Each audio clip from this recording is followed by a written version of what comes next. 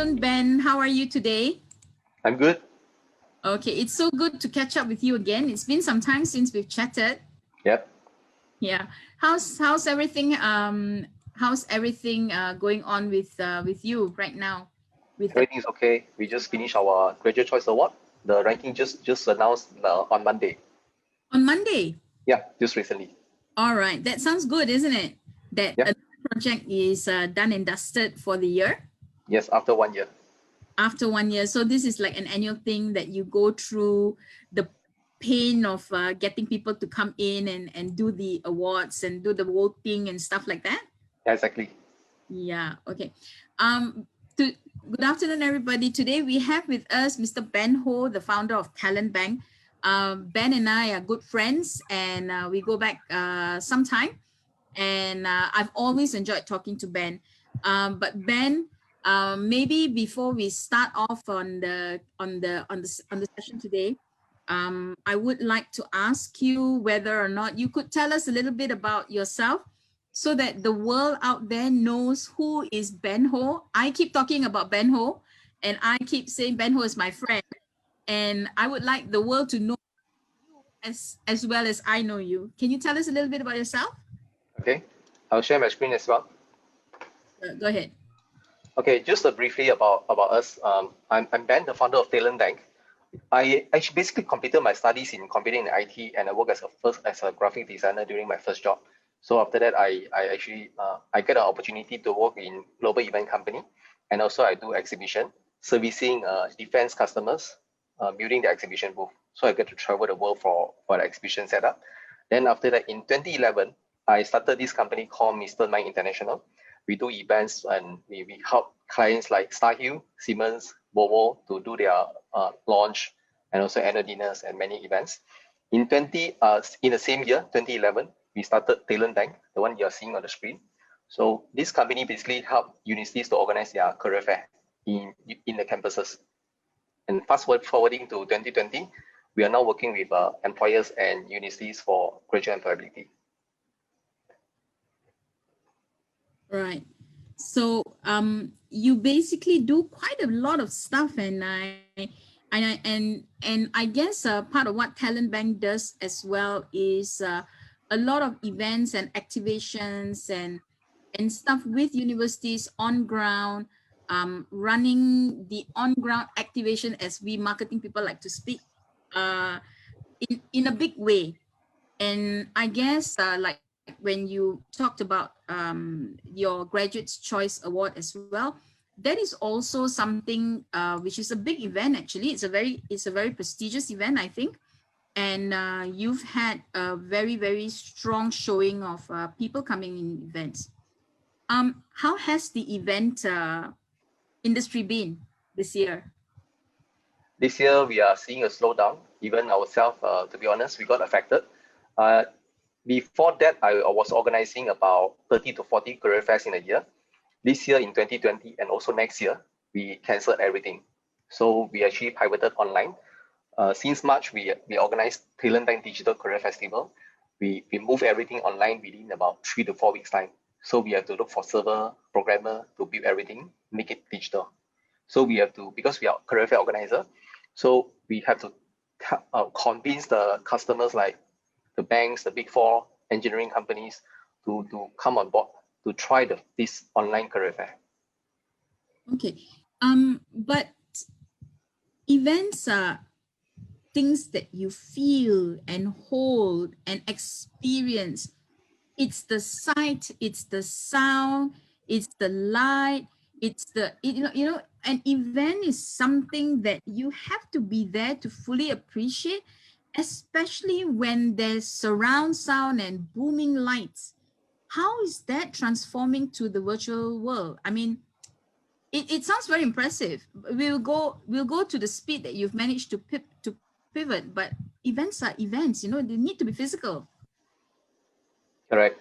So in my opinion, events are supposed to be physical, face to face. So there's still a need for human touch. So in my opinion, this virtual is just look good, look nice, but it's not really practical. In fact, I've seen a lot of virtual conference virtual meetings, virtual AGMs, even virtual convocation. So this cannot replace the offline events. So, but this can be temporary, but we are predicting a hybrid event in future. Let's say after the vaccine being found, and we are foreseeing a hybrid event like exhibition can be done offline plus online. So organizer actually get traffic for the exhibitors. I see. But okay, there are a few things that you've said so far has actually captured my eye or captured my ear. I think we can't change the fact that events and virtual world is here to stay. For example, I started using virtual meetings more than 10 years ago. And thanks to COVID-19, I think virtual meetings have become very normal. And it's changed the landscape. And it's because of one incident. You used the word changed and pivoted in 3 to 4 weeks. How did you manage to do that so quickly? This is interesting because we noticed that we have a feeling that government is going to announce MCO soon. So on the 16th and 17th, we actually bought the domain name digitalcareerfairs.com. And because I plan to do it in the Asia level, so we registered the domain name before the MCO. And right after MCO announced, on the 19th, we started to hire developer and we develop it all the way on the daily basis. Of course, we use team to make it really fast, and we managed to launch it on the 1st of May. So we also have a meeting on the daily basis at 8:30, even up to now. Our company, in fact, our colleagues are actually, they are more efficient. They can perform better, and we are getting closer to each other because we actually meet every day, 8:30 to 9 o'clock, just telling that what we are going to do today, what is our KPI, what we are going to deliver for this week and tomorrow and this week. So on the Friday, every Friday morning, we also do sharing. We share with our colleagues our hobby or maybe any of the knowledge. It's a knowledge exchange session. My colleagues share about coffee. I share about road bike or anything else. It's 30 minutes sharing. So we are still keeping the company culture together. Okay, but that's on the company operational aspect, isn't it? Yeah. All right. So I guess that would depend very much on the company culture itself and how willing they are willing to adapt. Yes. What would, like, you've managed to pivot in 3 to 4 weeks and take your entire operations online, and you have moved your career fair from a physical event to a virtual event online. But that's you as an organizer who is giving people the opportunity to participate. What has the reception been like from the what would you call it, the exhibitors for these events? What has their reaction been like? To be honest, to convince them is really difficult because it's first time, and from offline to online, they actually doubt of the how effective it is. So we managed to do daily calls, online presentations one by one, and we managed to get about 109 exhibitors. They are mostly large companies, large size companies with about 500 over employees, and they have about, in total, have about 800 jobs in May and June. And in terms of candidates, the candidates coming online. In the past, we also organized career fair in Seven Pyramid Convention Center. So on the Saturday and Sunday, we get about 10,000 to 20,000 crowd. In online, we get 90,000. So it's 9 times. But there's a duration of 2 months. Okay, so a cumulative of 90,000. Yes. Just out of curiosity, when you guys were running the physical events, did people travel to attend the events? And is it by virtue of the fact that it's now virtual, so people don't have to travel? What caused that surge? The search is mainly because the candidates are coming from different locations like Johor, Shalam, or maybe even Indonesia. And our Google Analytics is telling us that most of the candidates are coming from Johor. No, number one is Kuala Lumpur, of course, Klang Valley. Number two is like Johor and Penang. So the analytics are telling us that the convenience that they can actually meet the employers online, can submit applications, because in the past, they need to travel all the way to Summit Pyramid. That's the only way.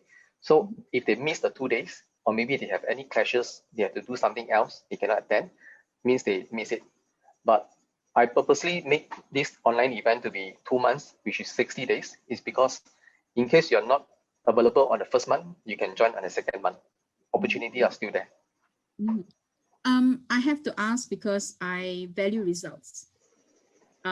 Sounds good. Numbers sounds very impressive, but what was the efficiencies and what was the outcome of this? I mean, did you meet your objectives? Did your exhibitors meet their objectives? Were they able to fulfill 800 jobs? And what was the outcome of that? What were the results? Unfortunately, we couldn't track this. We want to find a solution, and we are happy if anyone can come with a solution for us, because we always want to track if the company is able to hire or not. But unfortunately, if we try to ask the companies, right, it's confidential. Number one, they won't tell, and maybe they cannot tell immediately. It takes about 2 to 3 months to go through the interview process, then the hiring process and offer. So this process is you cannot really measure based on the outcome based on our event, because the leads, application leads, could be from job portal, or maybe it could be from somewhere else. So you cannot really trace. So we are still finding a solution to do this. But are you happy with the outcome? Yeah, we are happy with this outcome, because to be honest, we also promise our exhibitors, if they join our exhibition, online exhibition, we also guarantee them 1 million impression.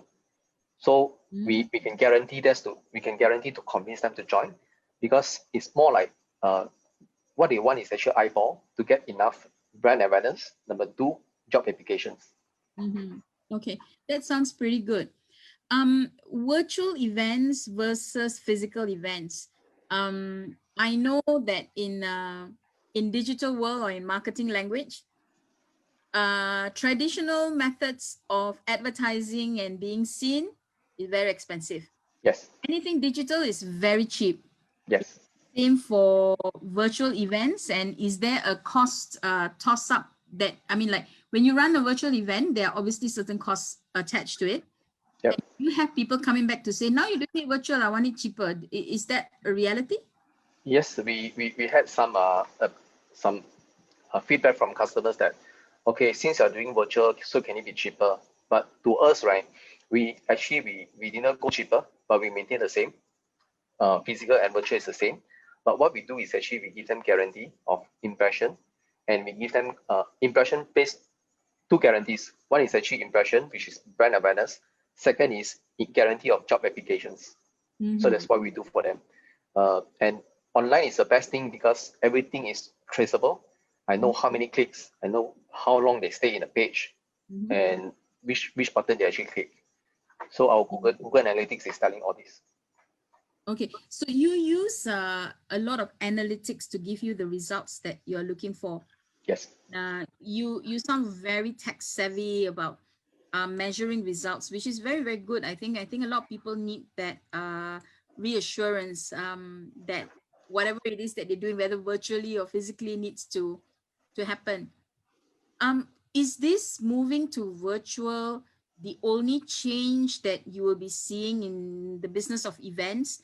How long do you think this is going to last? And is it only for Malaysia or is it going to be global? What kind of changes in the events arena do you foresee? If I were to talk about exhibition, I predict exhibition will be in hybrid mode in future. Will not be only physical or only in virtual. So it will be in hybrid mode, which is offline is still ongoing. Then online, you can actually serve the exhibition from home in a 360 virtual 360 model. So the traffic, the visitor traffic actually counted towards offline plus online. So for exhibitors, it's actually a value. This is what they want, the ROI. And in terms of the conferences or many other like annual dinner is definitely cannot go online because you need the touch, you need the sound, the light. Conferences, yes, definitely, they'll be go hybrid. Then meetings, yeah, maybe hybrid as well. But virtual is definitely something new for the market to adapt to. So it will go on for the next 5 to 10 years and beyond. Earlier on, you said that you've canceled all your physical events for this year and next year, the whole of next year. Yes. Do you foresee that there will be any change to that? I mean, any chances of you starting your physical events earlier now that 3 companies have actually said that a vaccine is just around the corner? Do you see any light for physical events, or is the virtual events going to be something that's going to be there for a lot longer? We already made up our mind. We are not going to do any physical event next year. In 2022, I'm not too sure yet. But usually when I plan my business calendar, I will plan about 3 years ahead of time. So I will just forecast, and then I will book necessary venue, like Summit Primary Convention Center. So if necessary, I'll place booking. But in the next 3 years, I didn't do any bookings yet. But I already confirmed the date for virtual career fair in March, no, in May. So it's March 2021 and October 2021. So it's 3.0 and 4.0. It's already confirmed. For next year, it's still virtual. But that's on your side, right?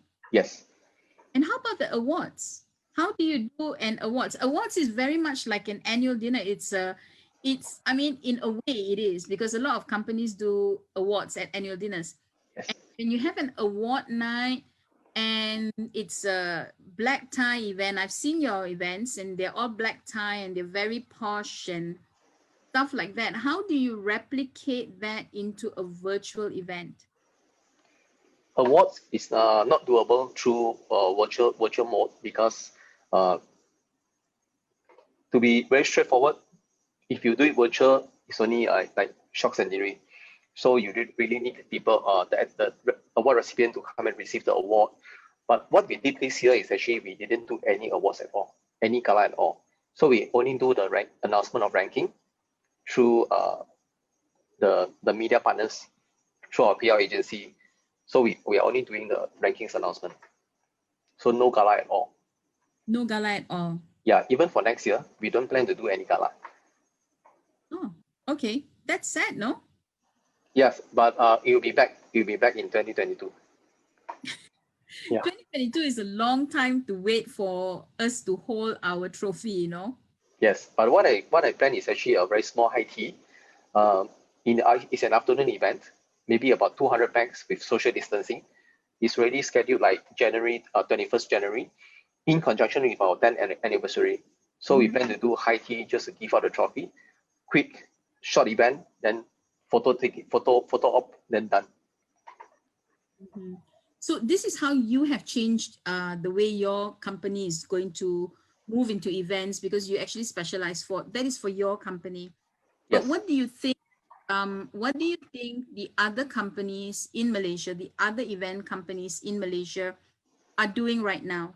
Are they pivoting? Are they changing? Are they planning? Or are they going back to the old-fashioned way of doing it? Or I won't say old-fashioned, but the traditional way of doing it? What do you think the market outlook is like? Being in the industry for about 10 years, I have known many of the competitors, suppliers. I even make friends with many competitors, so we know each other very well. Even sound system supplier, Light. I've seen some of them actually pivoted to selling fruits, grocery stores, even carpenters. Our carpenters in Sungai Buloh, they actually started to do lorry delivery services, transportation services, or maybe manpower supply. So they couldn't. So this is what they are trying to pivot. Okay, I don't see the business will be recovering so fast in another 6 to 9 months. Maybe it will take about 12 months to recover completely, and maybe not 100%, but 50%. Okay, that's a very bleak picture, though. Last time, when during the exhibition, remember a lot of exhibition, oil and gas exhibition in KLCC. So the carpentry factory is actually, they have to produce the booth back to back on daily basis. Now they are totally zero. And this is this exhibition and event and exhibition industry is actually affecting millions of lives, because it's actually a chain effect. Because we have suppliers, and suppliers, they have their suppliers, Mm-hmm. So, catering, and many services. so this is the events people and their livelihood that's affected. Yep. How does this affect your clients? My clients, let's talk about corporate clients. We have both corporate clients because I'm running two event company. One is servicing corporate clients and one is servicing HR. So if corporate clients, we have one client, they are selling cars, premium cars from Sweden. So they are still running events, but very small scale. But they do more frequent, yeah, maybe every 2 weeks. Last time they used to do every 2 months. Now they do every 2 weeks, and they invite only 20 customers every day. Okay, for HR, I think they still have the budget to spend, and because they want to try to engage their employees, so they're trying to engage in a different way, such as like one FMCG company, they need to deliver goods to the staff at home. So they also have to change. Mm-hmm. Yeah, but they are still doing engagement. Mm-hmm. So engagements go on, but large scale events don't. So, Large scale event load, yes. and how does this affect the costing for the clients? Their budget. No, not the budget, but the amount of money that they actually have to spend per event now. Would that be affected greatly? Because I mean, if there are less people running events, then it's a supply and demand issue, isn't it? Yes. Of course, they have a budget cut, and they are spending less. They are spending very, very carefully. Okay. So we talked about moving to the virtual space, but other than that, what other innovative ideas have you seen in the events sphere, whether it's by yourself or by any of the other players within the market, that is really innovative, that you would say like, oh, okay, wow, not bad? I was a designer. I'm also IT savvy. So far, I've not seen any innovative ideas yet, because like if you talk about exhibition, there are 3D booths, so you can actually click and browse, then go into the poster and click the poster. But to me, those are actually just fancy. It's not really practical. Like for example, our digital career festival, many people ask us why not go into 3D booth and let people click, go inside, similar to exhibition booth. But to me, number one, that's exhibition extra cost. Number two, I'm going to confuse the candidates and employers on how to use it. So I will get less job applications, because our main objective is applications. So so far, I have not seen any innovative ideas yet, but some of them, they are doing virtual conferences quite in a very well prepared manner. For example, the web conference that I've attended is by Paddy Cosgrave. Okay, so it's very innovative, that one, because they are not using 3D booth, but they have different features that allow us to actually random networking. 1 minute next, 1 minute next. So those are the features that we are talking into, but not 3D booths. Okay, so there are, but not many. Yes, maybe like 1 to 3. Not many of them. Yeah, okay, that's Because it's not easy for event managers to actually change from offline to online, because first thing, they need to invest into server costs. Second is about IT savviness. So they need to know how to manage this domain, what is domain name, or maybe how to connect APIs. So these are the things they need to know. So for those, most of the event managers, they have to learn from basic. Yeah. I guess maybe one of your reason for being able to pivot so fast is the fact that you're very IT savvy and you're very quick to grasp new technology. But what does this mean for the regular events person in the country? I mean, is it a prerequisite, or is it an interest? Or if they are not IT savvy, does this mean that they are forever dead? I will not say they'll be forever dead, but what I recommend is them is to not to only stick to into event management in a conventional way. So we always have to learn something new. Even even if there's no pandemic, we still have to get to know what is a web, what is a domain, explore what is a virtual events. So these are the things that is always, they should be learning all the time. So they are always prepared, because event managers is talking about being resourceful, always be prepared. Because the moment the client asks you something, right, you need to know where to source or how to give solution. Okay. Other than moving and selling groceries, changing their lorries to delivery systems and stuff like that, what are the other initiatives that you feel you have seen by the other industry players to actually try to absorb the impact of the pandemic? I've seen some of the Singaporean companies, or maybe one of the top 3 exhibition companies in the world, they try to do virtual exhibition by designing 3D booths. So of course, those are innovative, interesting. But to me, if any of the visitors, they try 1 time, 2 times, then they'll be getting bored very fast. So that's only looking good. And clients are not willing to pay the fees, because to do that 3D booth and the technology, it might cost them about 50K to 60K. Or maybe if they got volume, it could be about 20K to 30K. And this is not what they are willing to pay, because for the price, you can actually be physical. Yeah, so it's not justifiable. Okay. So earlier on, you mentioned that a hybrid model would probably be something that you would be foreseeing maybe after 2022. Yep. Right? How else do you think the industry will change? Is it forever going to be a hybrid model? Or when will we be brave enough to go back to physical events and gala dinners and awards and annual dinners? I think a lot of, I don't know about the rest of the world, but I know I'm hungry for human interaction in a bigger way. So how do you see that changing? It depends on the policies as well. And I actually couldn't predict that accurate yet. But based on my about 10 years experience, I see it's only, we can only go full force by, to be safe, maybe 2022, Q2 2022, about Q2, Q3. Totally physical, but also depends. If our government is not able to control the pandemic, then of course it'll be longer. Yeah. Okay. If let's say we talk about control, everything is controlled, so everything should be back by early 2022. But before that, should be hybrid. And this is, so 2021, you will still see hybrid. So maybe second half 2022, you will see a return to a more normal, traditional style of events and exhibitions.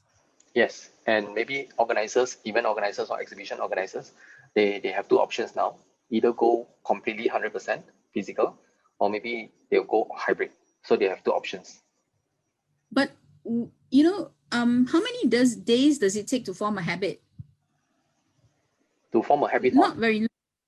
Yeah, I mean, to form a habit or to get used to something. Maybe about 14 to 21 days. Yeah, so 14 to 21 days. Now we are into this, what, 9 months?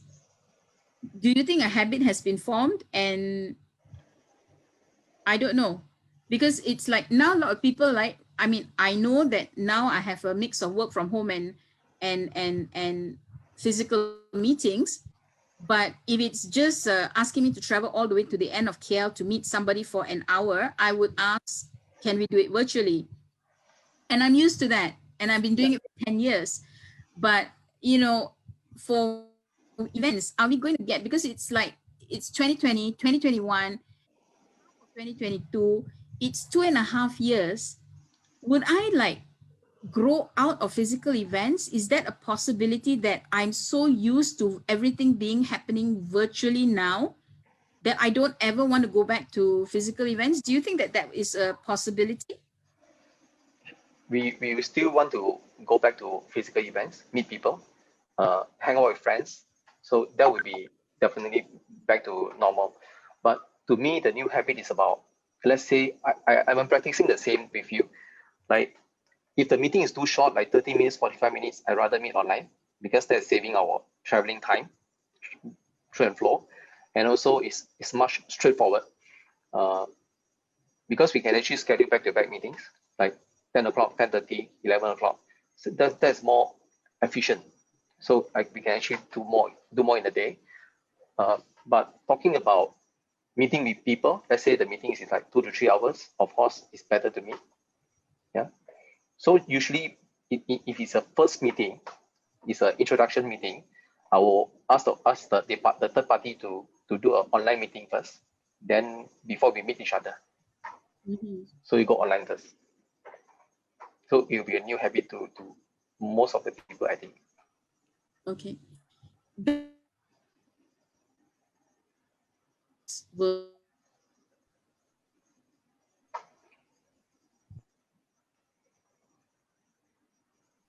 Hello, Ben? Yes, Sonia, I missed the last question. Do you think that the of events will survive? Do you think the events industry will survive after 2022? If we talk about event management industry, definitely it will survive. It will be back because there's a business needs, because they need events to be organized, like annual dinner, because they want to engage with the employees or maybe any of the customers. So the industry itself definitely will survive. But if you talk about event management companies, if they can stay afloat for the next 12 months, then they can slowly recover as well. If they don't stay afloat, of course, gone. Yeah, But it's about cash flow as well. It's about cash flow. But a lot of events companies actually, especially those who have invested heavily in sound and lights, LEDs, equipment and stuff like that, they would be sitting on a lot of assets that are, tied up.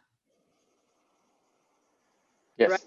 So would that be something that would be hurting them and impact them in a negative way? Will we be able to buy LED lights at a fraction of the cost because all the events companies are going to start selling it? Yeah. Yes. I couldn't really answer this because I don't own anything, because I try not to own. So I usually lease, rent. But I've seen my supplier. Of course, this supplier is about 20 to 30 years in the industry, so they are fine because already break even. So what they are doing now is actually just to pay for staff's salary. But for the new sound and light companies, if they invest into new system like 1 million, 2 million plus, those could be suffering. Okay, Ben, I guess would you recommend anybody to enter this industry at this moment in time? Not in the next year. No, not next year. Even let's say the graduates, they graduated from uni. I don't recommend them to enter into event management company yet. If they want to enter into event management company, it has to be very selective.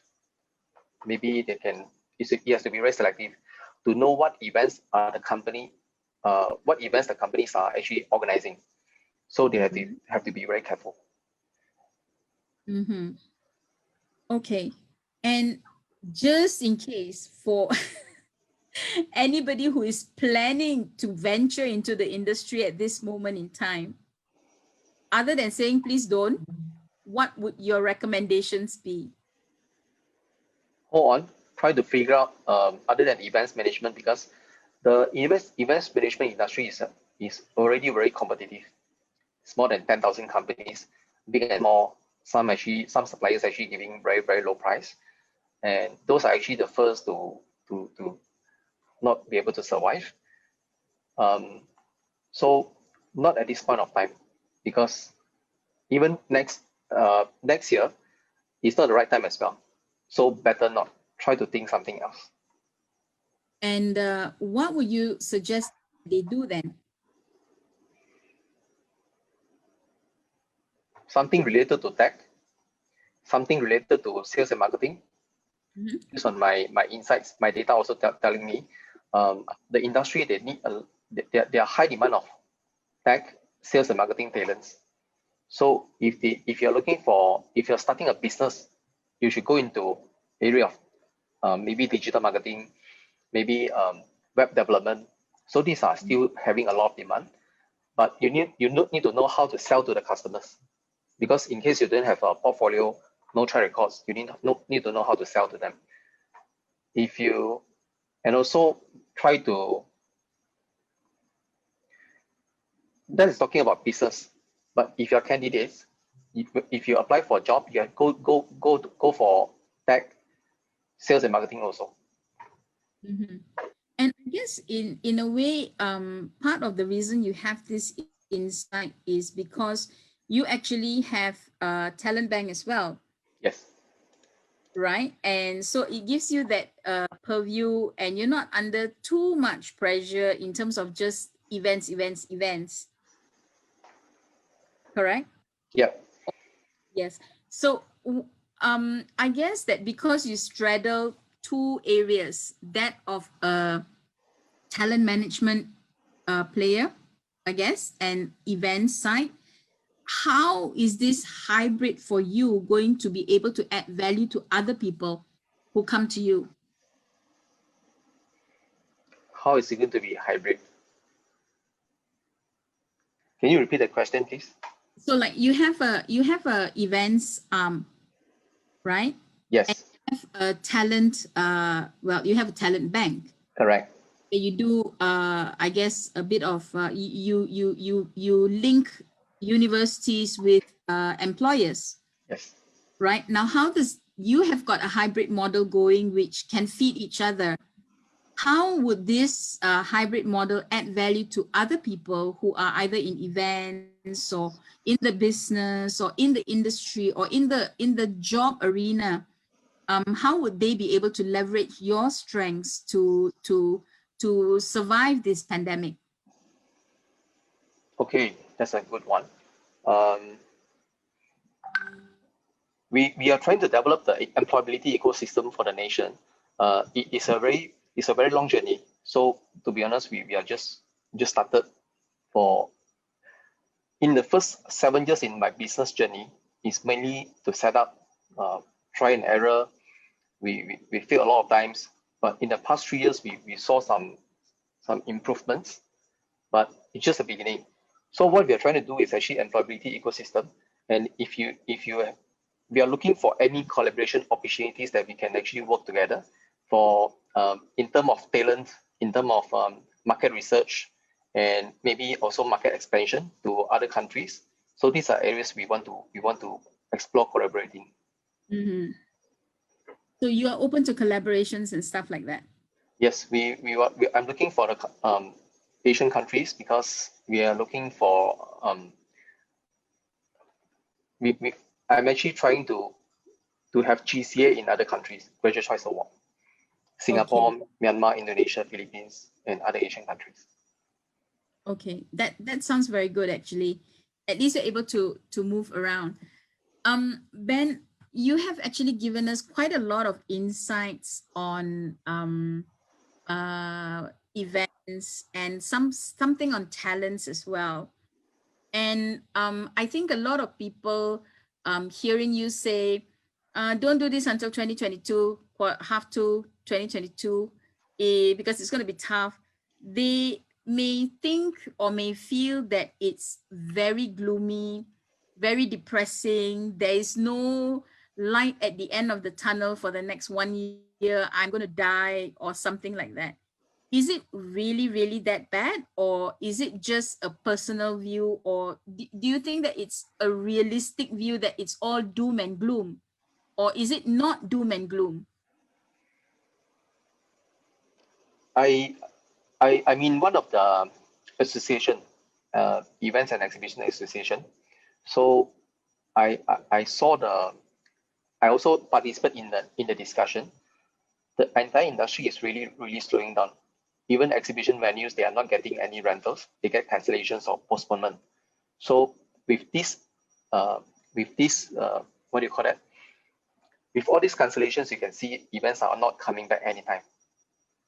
If you really venture into events as a business owner, of course you will struggle because last time it's really competitive. It's really difficult to get business. You need a lot of connections, relationship with customers. So if you venture now, the demand of events are not high. So you really need to find really, really small opportunities. So it's not difficult, not easy to get. Mm-hmm. But if any graduates or maybe any candidates you want to enter to get a job in events management, you might not be able to get good pay, number one, or maybe you won't see any career progression in the next 1 to 2 years. And this is if CMCO still goes on. What if we go back to RMCO with a bit more relaxation of rules like that we had the last time, 300 people in a room, social distancing and stuff like that. If everything continues the way it is continuing now under CMCO, then maybe yes. But what if it goes back to RMCO or slightly laxer than that? Then would that change your view on how things will recover? I think it will take time. It's going to take some time to recover. Maybe about, like what I said, about 9 to 12 months. It's not immediate. Mm-hmm. Yeah, because the market is really competitive enough. So it's going to take time. All right. I hear you loud and clear. And yeah, I kind of think that you're pretty right on that one, that it is going to take time. Ben, is there anything else? We've taken up about 45 minutes of discussion. Is there anything else you'd like to add before we sign off? I mean, I think that the and your honest on what this industry is like is very so. It may not be what everybody wants to hear, but I think it's good to get a dose of reality for different people to understand the different issues that entrepreneurs are facing right now. And I really, really appreciate your honesty and your face. You're talking about data, giving insights, and that's very helpful. So I really would like to thank you for that. Is there anything else that you would like to say before we end the session, even though it's very sobering, to give hope to the entrepreneurs out there? Event management, many people think event management is actually very glamour. It looks very nice, or so beautiful and so nice, so glamour, luxury. But in fact, if you really go into event management as running business or working as in a job, it's not as glamour as you think, because it's like a lot of people say it's the 3D, dirty, dangerous, and there's one more D, and a lot of midnight work. So I actually started all this about 10 years ago. I had to pitch to customers. My first job was about 3,000 ringgit, 400 ringgit. So it's very, very just enough to survive. And we actually have a lot of up and downs. And the thing is, we also need to do a lot of midnight setups. So if you love all this, if you enjoy all this, definitely you should join the event industry. Okay. Thank you so much for your time today, Ben. I know you have a packed schedule. I saw your schedule. I know it's really back to back. So thank you so much for taking time out to have a chat with us on Global Entrepreneurship Week. Really appreciate your inputs. And I do wish you all the best. And let us stay in touch as we always do. And I wish you all the best and stay safe, Ben. Thank you, Sonia. Stay safe. Keep in touch. Bye, everyone. All right.